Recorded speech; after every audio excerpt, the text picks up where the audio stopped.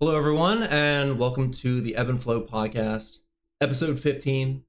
My name is Ben, and another special episode, I would say, because I have a guest with me who is in my apartment, and it's an in-person episode. I've only done one before. I was at my friend Brad's house, but this is at my place, and we have one microphone between the two of us, but we did some audio testing before, and everything sounds pretty good. So my guest today, her name is Renée.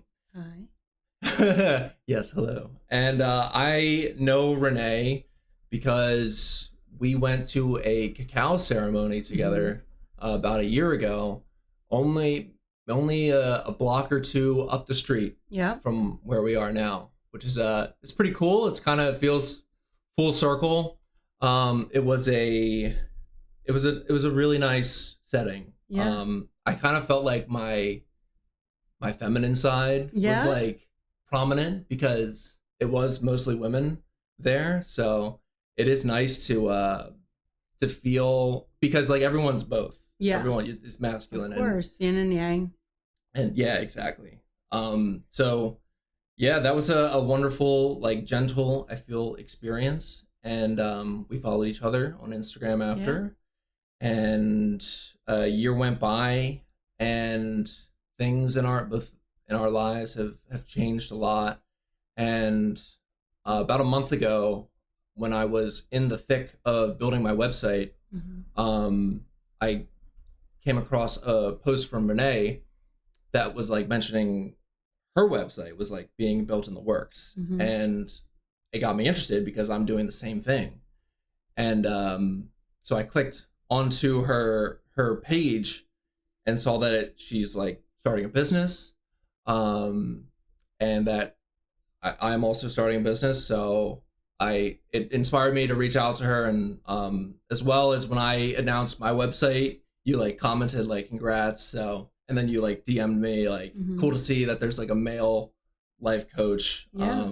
And yeah, kind of connected over that and asked you to be on the podcast. You accepted, and we both live in Philly currently, and here we are now. So would you like to introduce yourself and how you feeling? Yeah, well, thank you so much for having me. I'm pretty excited to be here. My name is Renée. I am a wealth mindset coach, combining wealth mindset and business strategy to try to help female entrepreneurs in Philadelphia on the online space and in person as well. That's awesome. Thank you.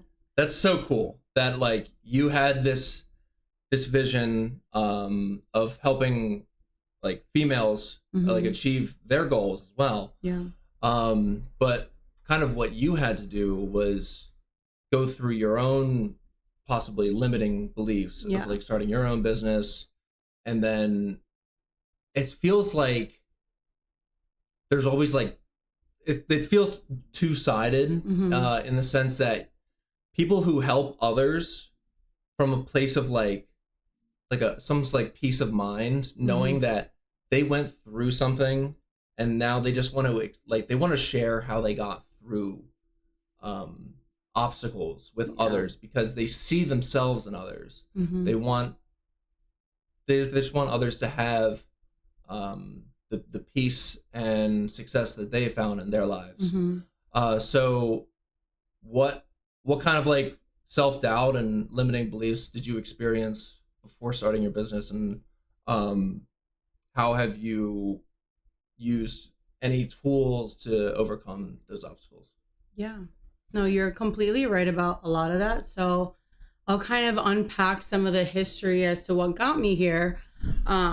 You know, since I was very, very young, money was just something that was always on my mind because it was something I didn't really have that much of. So I was born in the Dominican, came here when I was a baby. Thanks to the hardworking work of my father, I didn't have a life where I was like on the streets or homeless by any means. I had a father who really instilled in me that I could do anything I wanted as long as I worked hard for it. So from a young age, I just always knew that money wasn't something that we had. Like, it was very apparent to me the differences between my upbringing and the people that I saw around me, and a lot of shame around it as well.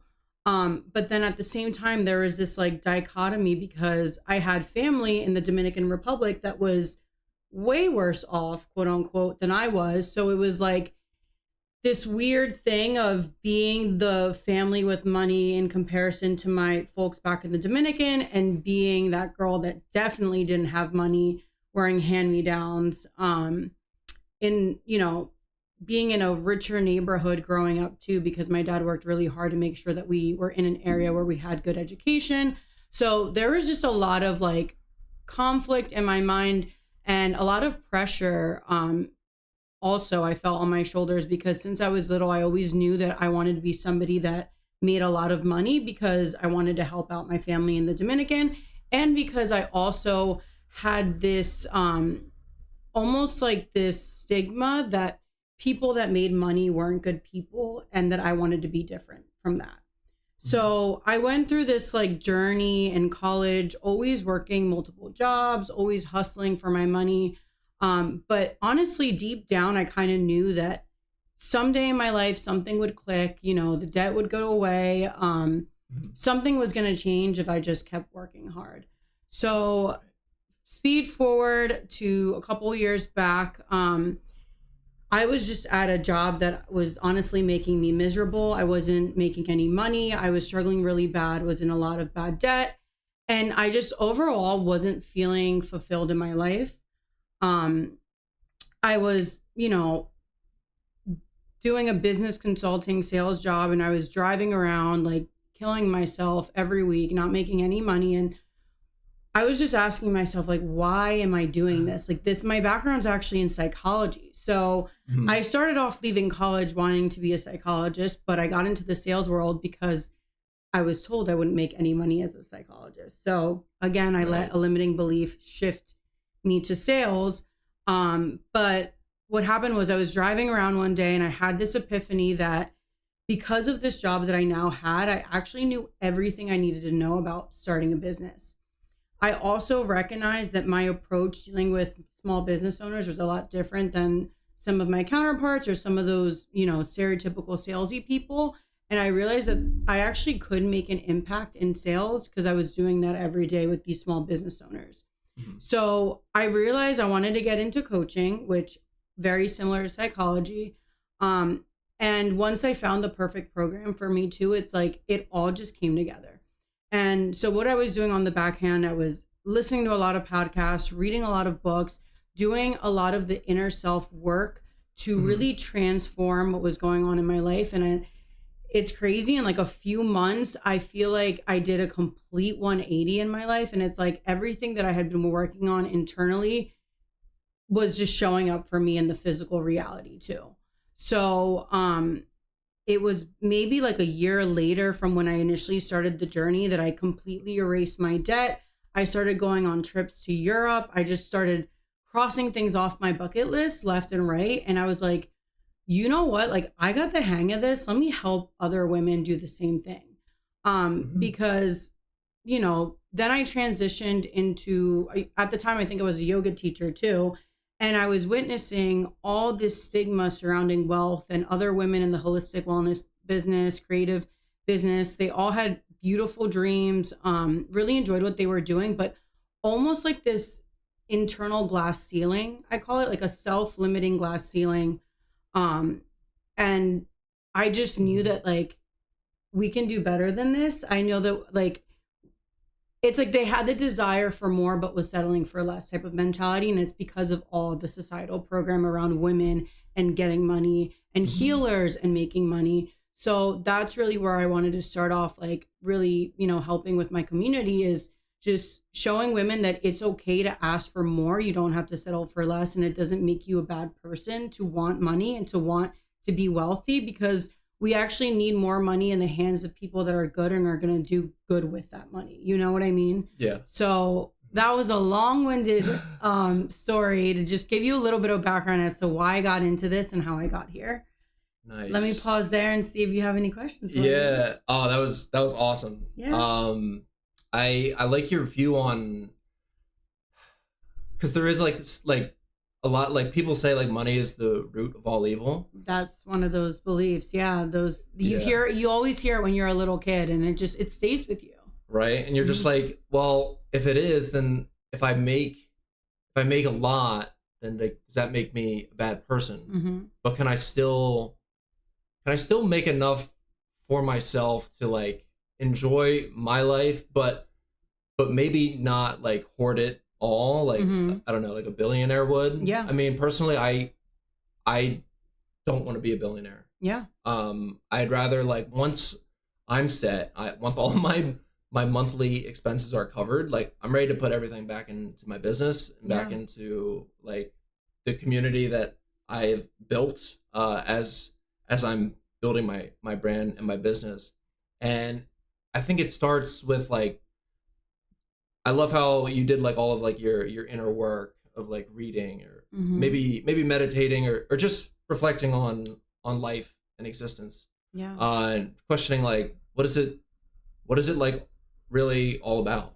Mm-hmm. And I would say I've done a lot of inner self work as well, and I've realized that like everything is it's just me, Mm-hmm. really.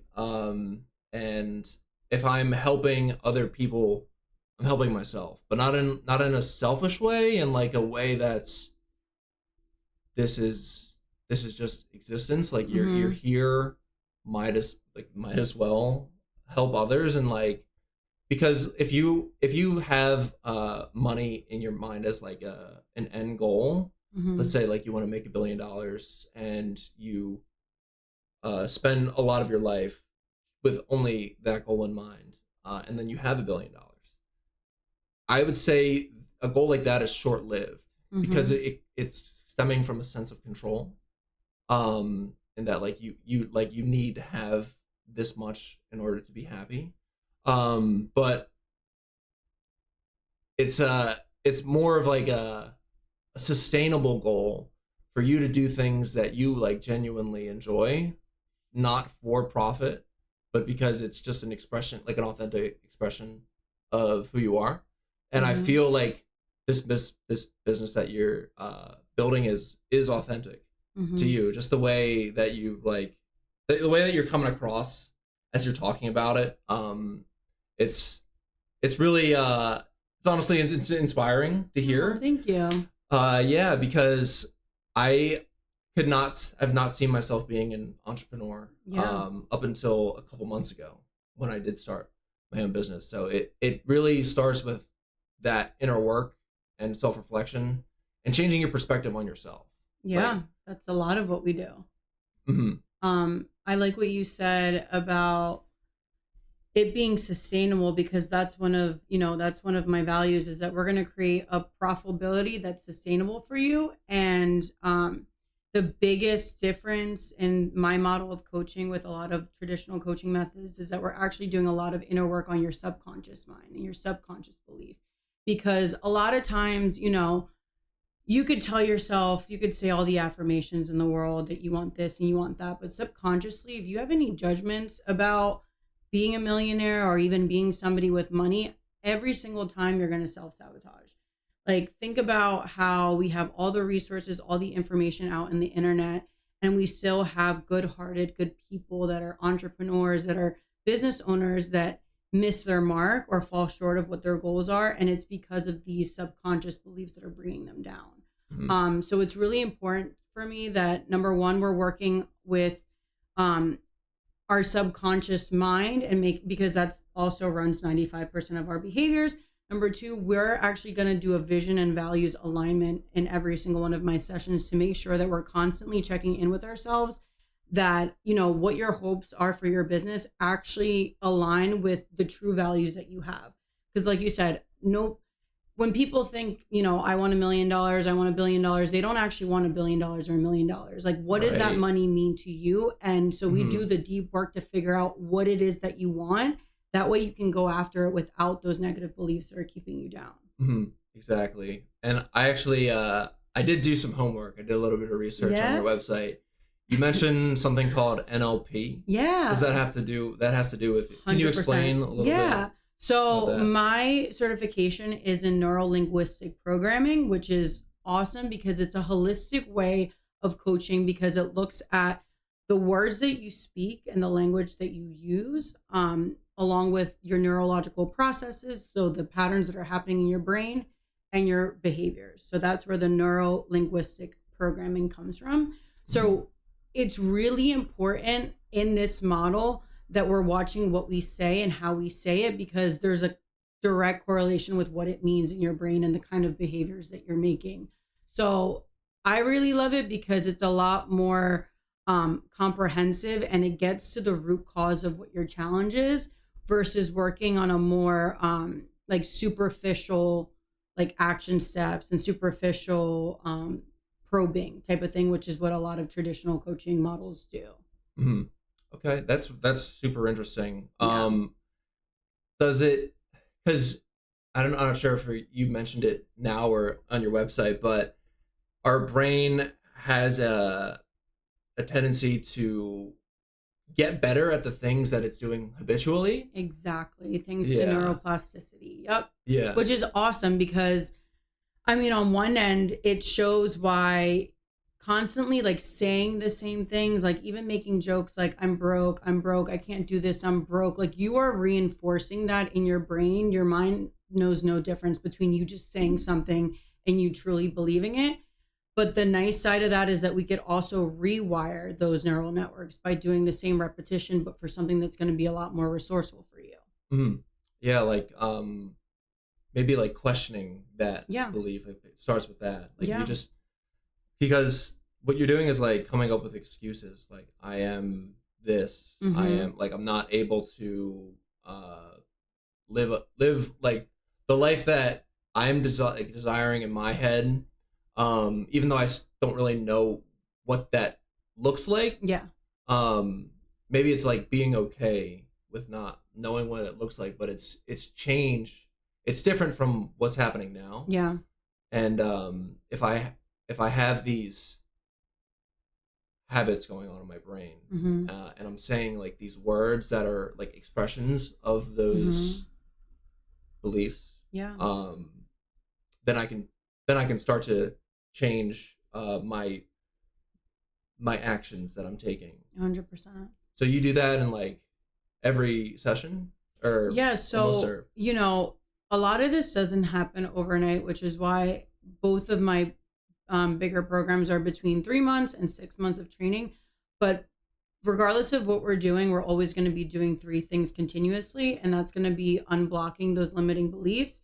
So we're continuously going to try to identify what the root cause of every single limiting belief that you have surrounding money and your financial wellness. And then we're going to be practicing different techniques to actually rewire.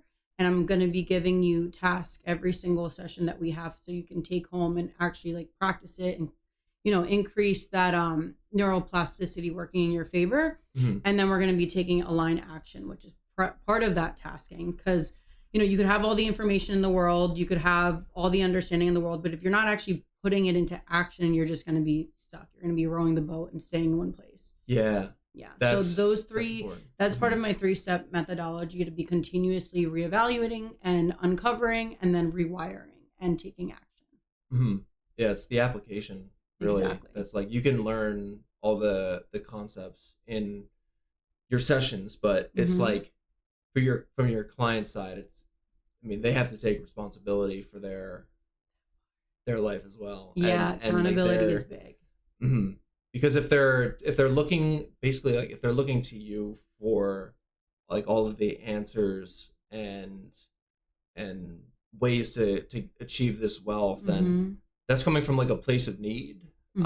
It's like they have a perceived lack. Like that they're lacking, that they can't like find all of their answers within themselves, which is like kind of how you overcame those obstacles, was knowing that like it's like faith in yourself, really. So what you're doing, this may be an assumption, but like you're providing an environment for them to grow and change that's like non-judgmental. Exactly. But it's like there's also the side of them that has to take accountability for their actions. Perfect. Yeah, that was perfectly said. It's a nice balance of me being your coach and me also consulting you and giving you some specialized business strategy because that's what's in my background. But at the same time, at the end of the day, my goal is for us to be done this coaching program and you're going to be your own coach in your head. It does That's me awesome. no good for you to be relying on me to give you the answers. I actually will not be giving you any answers, but I'm going to create the space for you to come up with those own answers. And that's also going to build your confidence in your own ability. So I don't, no one's going to feel reliant on me. They're going to, if anything, feel inspired, empowered, supported. And it definitely, this type of coaching, it's not for everyone and it's not for every stage of your business too. So part of my due diligence and my integrity with my business is to just qualify, are we ready to get into this work at this stage or not? Because accountability is a really big part of that, And so if someone isn't ready quite yet, that's okay. It's also awesome to be well connected with other coaches because, for example, I'm only working with women. You're working with men. There's millions of coaches out there that are going to do a fantastic job and they're going to cater to different cycles of where people are at in their business and where they're at in their level of commitment as well. Exactly. That was very well put. Yeah, it's the same thing with my coaching as well. Like I tell them like I don't have any answers for you, really. Yeah. I mean, I just have the space. Yeah. And I feel like that's where a lot of people who like could like scam people would be. Oh yeah. They would say like you need me. Of course. And so it's funny, like at the end of like a live coaching session, I was like to the client, like, so the goal is for you to not need me anymore. Yeah. Yeah. So I hope, if you want to reschedule, like that's totally fine. I'm down, but yeah. I hope that part of me, I don't know. Some part of me is like, I hope that you don't, because I have faith in you as I would have faith in myself. Of course. And I think that's a really like, it doesn't sound like a good business model because it's like a lot of businesses in society now are very profit driven and a lot of businesses like in marketing try to create a sense of lack in their customer and then they try to fill that void. Yeah. Which is like also a reason why I struggle like to want to get in sales. Yeah. Because that is something that interests me. But I just hear this noise in my head that's like all salespeople and all marketing people are evil. Yeah. So, but you've had experience. You've met me today, haven't you? I know. Do exactly. I seem evil? And no. So now I'm interested actually. Yeah. Like, how are you able to get into sales and not create a sense of lack in your customers? Yeah. So that's a good question, and you make a lot of good points there. It is hard when there is a lot of noise around a certain career or a certain position like sales.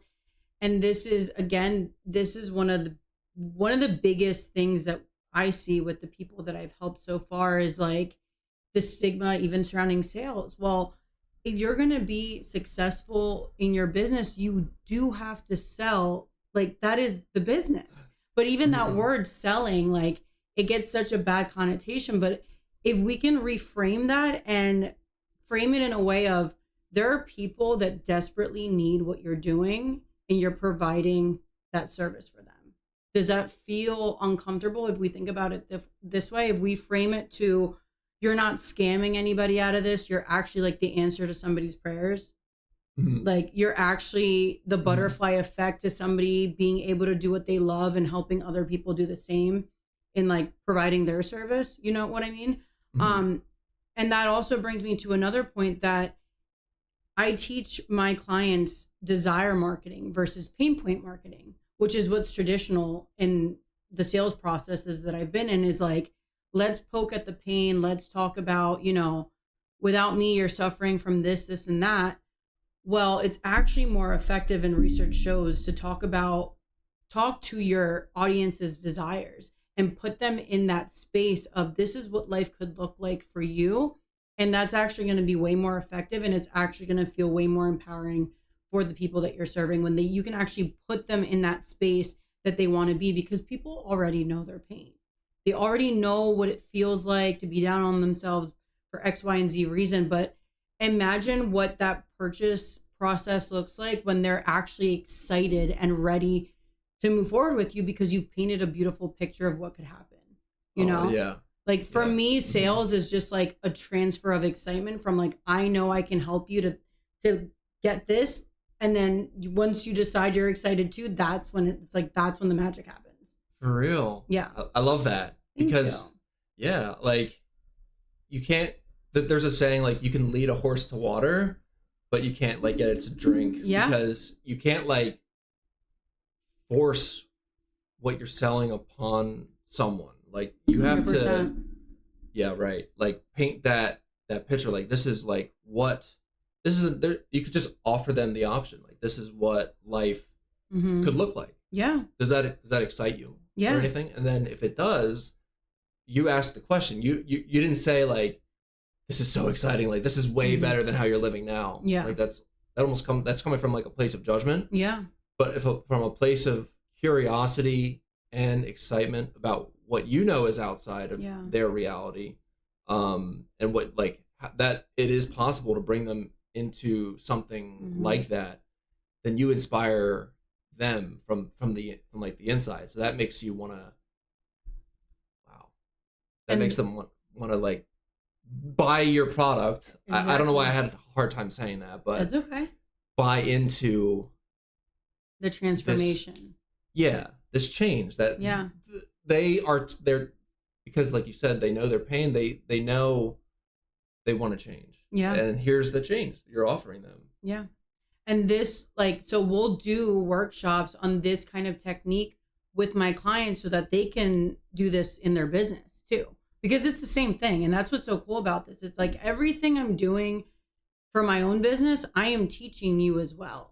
So that when you're selling your products or your services, you're doing it in a way that feels purpose driven and not from this place of like lack. I need to make a sale. I need money. From this anxious space. It's from an excited place, a place of joy instead.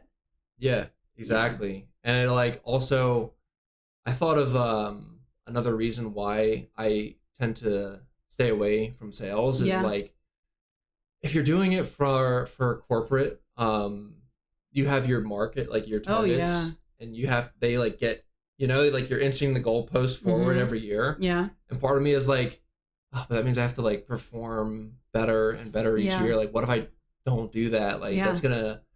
And that's where that fear is coming from. Yeah. And there it is. It's like, it's not so much about sales or salespeople. It's like about our fears, And mind you, I was terrified when I joined my first sales job. Like, I had zero experience in sales. It's a miracle I even got the job.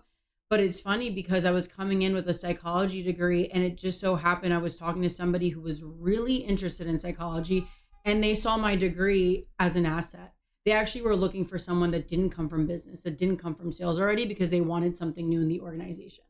So like, that's just a testament of like, when something is meant for you in a small way, in a bigger way, like it doesn't have to look so perfect and so aligned right away, but like it just so happens to be right where you're supposed to be. And I was terrified too. So to also like ease your mind, it is a hard jump to make, especially when there's such negative connotations about it. But it's only natural, For sure. Yeah, because we're all programmed, honestly, to like, that's what it is. Like the magic of life. And I always think of like being a kid when you see just the whole world is your oyster. Like, you can do your imagination. You're so tapped into your imagination when you're a child. But then we go into school, where school like it just shoves everyone into one box. Yeah. And it teaches you how to judge others, how to compare yourself to others, and it weakens your inspiration for existence. Yeah. Like you don't, maybe like you had this grand vision when you were a kid, and when you're in school, like you didn't have time to think about that. Yeah. Because you were going to math and you were going to English and then you were social just stuff. being. I was thinking about lunch. Like anything I could eat was like what I was thinking about all day. Yeah, for real. Like and you're not like schooling is. I could go into this quite a bit, but it's like you're just in a desk, Yeah. not outside, not Yeah. playing, not exercising your imagination. So actually, question: did you find your like schooling experience to also maybe like dull your spirit, and then once you like, because school is basically set you up for a job. Yeah. Pretty much, that's your blueprint for the Yeah. first 22 years of life. Yeah. That's all. Like once you get the job, like we don't care. We don't Yeah. care about you. Yeah. There's nothing after that. Like Yeah. that we tell you what to do.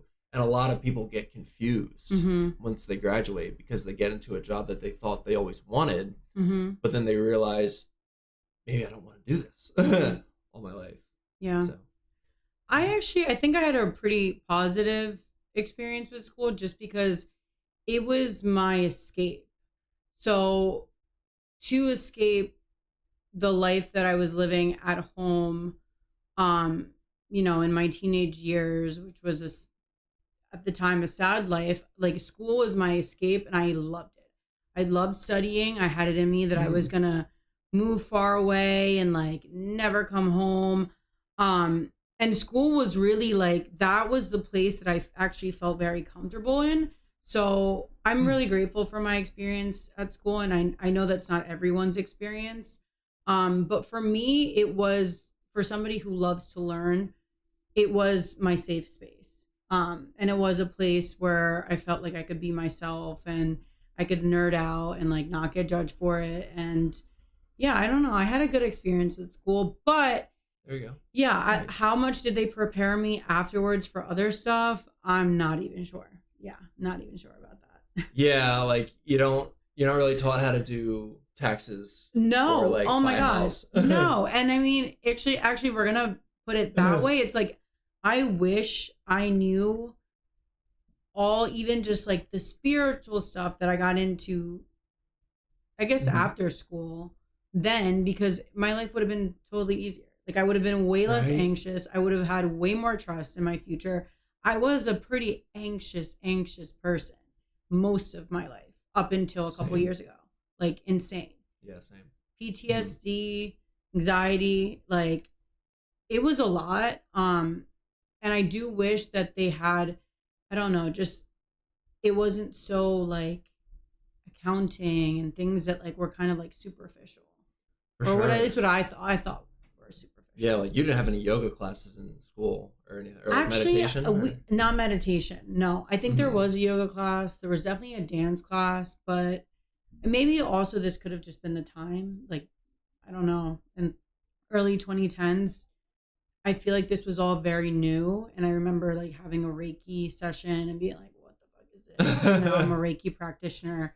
So I think everything was just, it was serendipitous timing for things to happen the way they did for me, at least. For sure. Yeah, it's all, I mean, everything, all the timing is perfect all the time. Every experience you've ever had is perfect for your next step. And I've never had yoga at school, or like I couldn't imagine. Where are you from?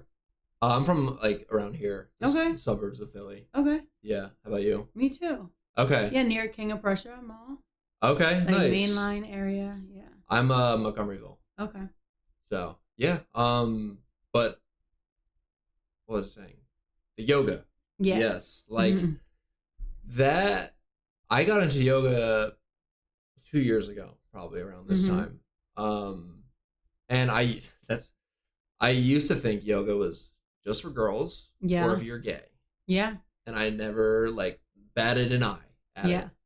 But again, it's always like the inner work and the curiosity that makes you kind of look the other way, and you're like, well, this is interesting. Because for me, like I had this idea from society, I guess, where like men should only be like lifting weights, and like doing like these hard ass workouts. Yeah. And like if you're just like stretching, like Right. you're not getting any stronger. Yeah. But dude, like you see some of like and you're a yoga teacher, so Yeah. like people have like insane strength Yeah. when it comes to yoga. And Oh, it doesn't like kind of maybe show it in a way that you would think of like a gym Chad. Yeah.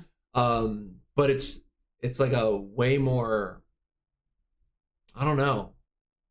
I want to say like present Yeah. strength, Yeah. because when you're doing yoga, like your attention is less in your mind and more into your body. Mm-hmm. That's the intention for sure. Mm-hmm. So your yoga teacher training, Mm-hmm. where did you do that? So I did that with this group called Yoga Chitta, which is I think that was really the catalyst for a lot of my transformation, was getting into yoga. When I started, I literally couldn't even touch my toes. Wow. And so it felt like the most audacious thing I could do was to have hardly any experience in yoga, but to feel a calling to become a yoga teacher. And then later I would come to find out that the movement part of yoga is literally like 1/7 of what yoga really is. So it's like the least important part, but it's the part that we focus here on in Western society. So I did it with Yoga Chitta. My mentors were awesome. I really like, the thing about being in a yoga teacher training is that it creates a lot of discipline, which at the time, like, I did not have. And I have this saying that self-discipline is the greatest form of self-love. And I still stand by that. I feel like at the time it showed that I didn't love myself. I didn't have any boundaries. I was just kind of like people pleasing, codependent, numbing behaviors. And then I started yoga teacher training, and I almost didn't even do it because the training was going to be hours long, every week on Sunday mornings. And I was like, I can't be hungover on a Sunday morning if I do this. Like, I don't know if I should do this. Right. And like an inner voice went in my head and was like, Renee, are you freaking serious? Like, you're really not going to do this because you're plotting your hangover days? Oh my God. And like, I'm just, it's so funny, like thinking back, and I love telling people this story because it just felt so ridiculous at the time, but it was totally the start of this journey.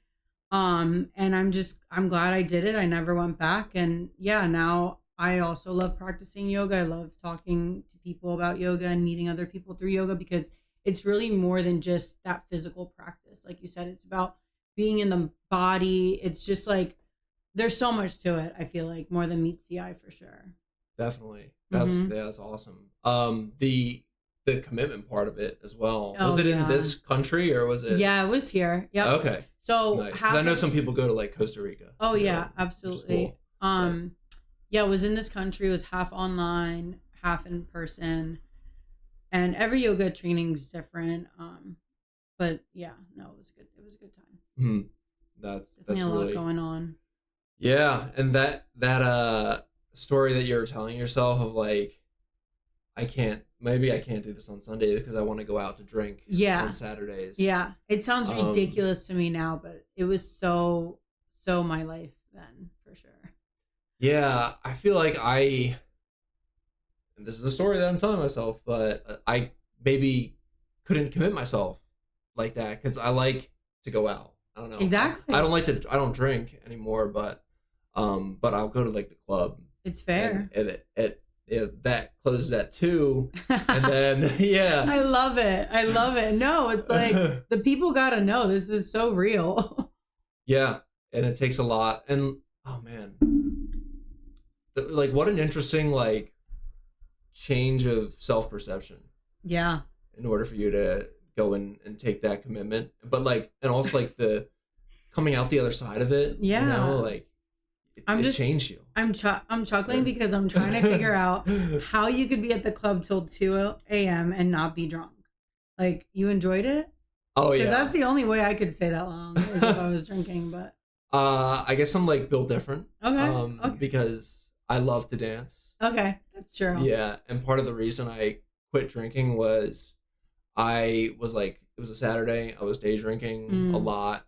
It was like Oktoberfest on South Street. Oh wow. Yeah. So Two things that are like Oktoberfest, South Street. Like I don't know which one's crazier, but sorry. Go well, on. I mean, both of them combined. Yeah, exactly. Make for quite the drinking experience. Yeah. And I was with friends, and we were gonna go to the club like later that night. So we get back from Oktoberfest. It's like 5 p.m. Have dinner, and then just chill for a few hours until like 9 until we go back to the club. And it's like 8:30 comes around, and I start getting like hungover and low energy. Yeah. And that's what comes with drinking a lot. Yeah.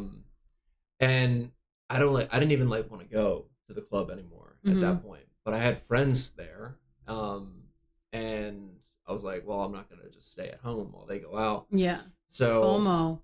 Yeah. FOMO will get ya. That's another thing. Yeah. But so I went out to the club, and this is like the Av Live.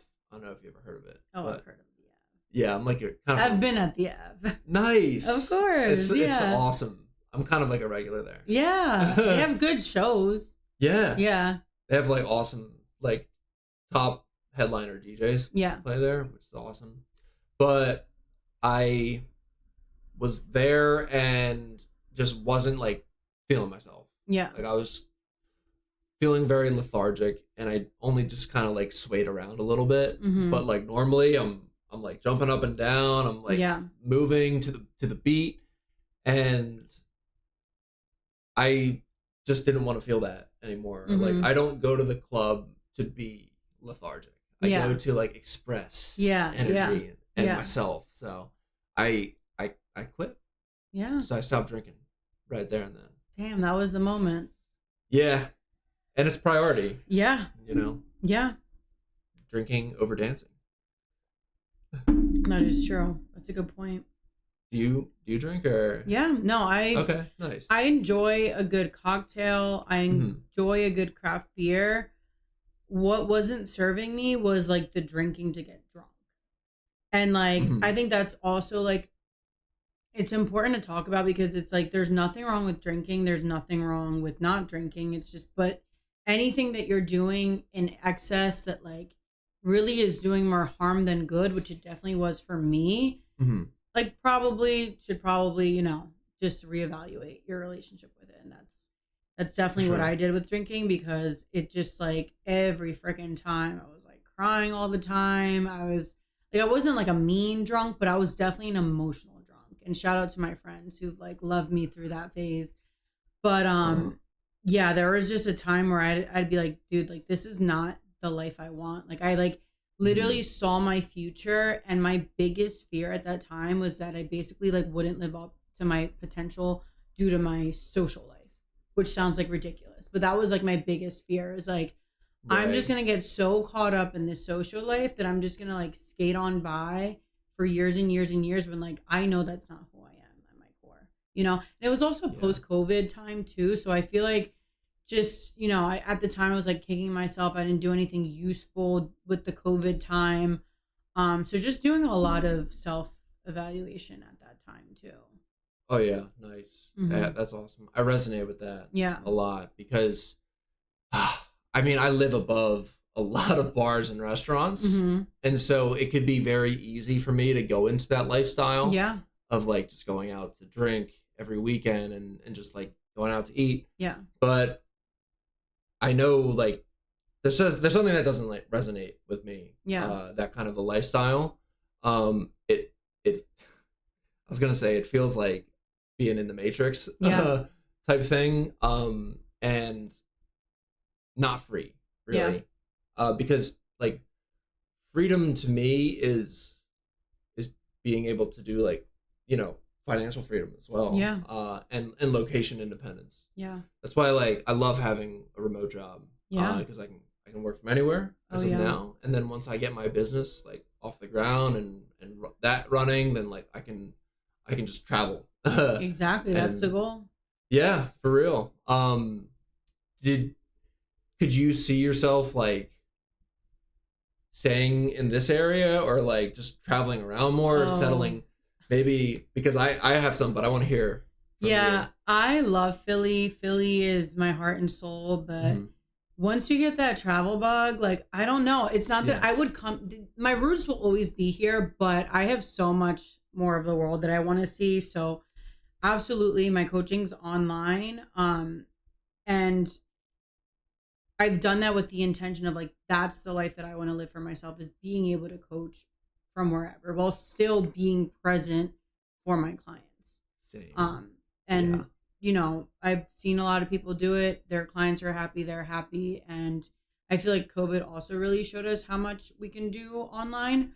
And that's not to say that I'm not going to host in-person events, in-person workshops and stuff like that, because building community is still, you know, pretty important. But I don't want to limit myself to just my community in Philly. I envision a bigger reach for myself, actually. And it's always been online for some reason. I've never even really thought about it being like, oh, my like, I have my people in Philly, but like in my head, it's always been an online business. Dude, same. Yeah. Same with my business. Yeah. I mean, it's online. I mean, I do have plans though. I do want to start like selling socks. Oh yeah. Organic cotton socks. But I may need to start off with like, well, obviously, if I go to like a factory, they're going to ship it to my place, and then I do distribution from there. But I have a vision to like put that off and like hire someone to do that for me. Outsourcing. That's how you do it. Yep. Yeah. So then I can go and travel myself. I am very interested in Latin America. Yeah. I would love to, first of all, just like pop around Mexico, Costa Rica, Colombia, and Peru, and just see what life is like over there, and learn Spanish as well. I'd love to learn, and just like the whole Latin American culture really like captivates me. Yeah, that's so cool. Have you ever been? I've been to Costa Rica and Guatemala. Oh, nice. Okay. I haven't been to Guatemala. Have you? No, I've been to Mexico, Costa Rica. I think that's the only places I've been. I think I want to go to Nicaragua. Ooh, Nicaragua. I've heard good places. I want to go to Peru too. I love ceviche. Oh, nice. I haven't had. Actually, no, I have had that, but it was a long time ago. I kind of forget what There's it tastes a Peruvian place down the street, I know. and I want to try it. I've heard of it. Vista Peru. Yeah. Yeah. Yeah, I had a friend who's friends with the owner. Years ago, we were supposed to go, and we never did, and I still haven't been. Damn. Yeah. Well, maybe we could go. Yeah. Before you're off to Latin America. Yeah. Well, I mean, you know what's funny? I don't really to the listener, I don't really know Renee. This is our first time actually having a conversation. But so you don't know this, but I'm going to California in the middle of August. Oh my God. Yeah. Where? Because I may be going too. Oh shit. Yeah, for months. A few months, 3. Okay, that is awesome. Yeah. I may move out there. Yo. Yeah. Dude. That's so dope. Yeah. Hell yeah. I'm going to San Francisco. Okay. The month of September, and then LA in October, and then San Diego in November. Wow. Yes. I'll be in San Diego in August. Mm-hmm. I'll hope to be back. I have a friend in San Diego. I also have a friend living in Laguna Beach. Ooh, not far from dope. LA. But what why are you called to California in those 3 spots? Great question. I've never been to the West Coast. Oh, you're gonna love it. I know. Dude, people I talk to, dude, this is gonna fit you. Oh, I feel like that's so your vibe. Yeah. Oh, hell yeah. Yeah. And there's a lot of good, lots of good Spanish food, Latin American food. Absolutely. Hell yeah. Also, I heard people there. Have you been to the West Coast? Yeah, I went to, I actually went to San Fran, Laguna, and San Diego. Oh, that's awesome. Yeah. Yeah, I heard everyone that I've talked to who's been there is people over there are just different than the East Coast. A little more chill. Yeah. It's definitely more relaxed. Yeah. Depending on what part you go to, of course. Yeah. And then I tell them the cities that I'm going to, and they're I'm you have a favorite? And there, a lot of people say San Diego. San Diego. Yeah. I feel like that's your spot. Hell yeah. Yeah, I'm excited. I don't know. I know the least about San Diego than I do out of the 3 cities. Like, I think that's great. Yeah. I would like, so electronic music is another, EDM is another reason why I feel so called. Because like LA is like a hotspot for EDM. San Francisco has some great clubs. They have a music festival that I'm going to called Portola. Portola, I don't think I've heard of it. Yeah. I haven't heard of it either until this year. But they got some great headliners. They have like Rufus Du Sol. I love Rufus. Same. Wow. Such a vibe. Disclosure. Love Disclosure, yeah. Mm-hmm. So I'm just like, I mean, I'm out there. Good for you. That's awesome. Thank you. Yeah, that's awesome. Are you like gonna be living there or just visiting? I'll just be visiting, but I want to make an informed decision and like see if I really could move out there, because I went out there and it's almost like I was resisting even liking it because it felt to me so cliched. Like everyone likes California, everyone wants to go to the West Coast, or like California is so like superficial, whatever. But it's like any place, you have your spots, right? And when I was out there, I just really realized that I need to be by the water. Like I need to be closer to nature. There's just a lot over there. Even like while I was there, I was like getting signs that I should go over there too, like live there. So we'll see. Awesome. I'm just in a place in my life where I'm kind of like open to wherever. I'm not really tied down anywhere. Yeah, and you have your job too, which is remote. Yeah. And that's like, going remote is like probably the best decision I ever made. Oh yeah. Because it lets me explore around. And I've lived in Philly my whole life. Yeah. So very similar to you. Yeah, good for you. Roots here, all my family, a lot of my friends are here. But I don't think they're going anywhere. Yeah. So I'll have a place to always come back to. Yeah. If I ever get like homesick, which I don't really see myself getting. I don't see it either. Yeah. I mean, maybe you can come visit. Well, that's the thing is like we're so young. We can come visit. If you think you make a mistake, there's always trying again. Like you can always start fresh is like the thing that I try to remember. Like I'd rather try something and fail than have any regrets about it, later on in life. Exactly. Because changing is scary, but what I think what's even more scary is staying the same. That part. Yeah. And it doesn't really is it even a risk if you learn from it? No. It's just part of your growth. I literally put together a little post that I'll post soon, but basically talking about changing, like, because, words matter. Instead of saying you're taking a risk, you're taking a leap of faith. Like, is it really necessarily a risk? Like, risk just has, like, a weird feeling connotation to it. Yeah. So let's call it, like, you're taking a leap of faith. Yes. A leap of faith in yourself. Yeah.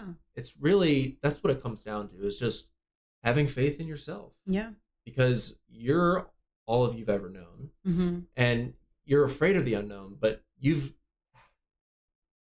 only thing you've done is step through it. Yeah. And not even through it, because that's implying there's another side. Yeah. It's like you are the unknown. Yeah. And it's just how much can you embrace and accept that part of yourself. Right. That's so good.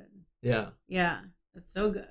Because I did see something recently about like, you're not afraid of the unknown. You're afraid of like finding out or whatever. Like, it's not the unknown that's scary. It's like, I don't know. I guess doing away with the stuff that you knew before and seeing something different. Letting go of the familiar. Yeah. Mm-hmm. Yeah. And another quote that I really love that you would like about limiting beliefs is the gates of hell are locked from the inside. Oh. Yes. That's good. Because there's always a way out. Yeah. It's just your mind. Yeah. It constructs this prison. Yeah. And it makes you comfortable, but it sacrifices everything else in reality. Yeah. That's available to you. Mm-hmm. We're at 6:11. So do you want to get to wrapping up? Yeah. Okay.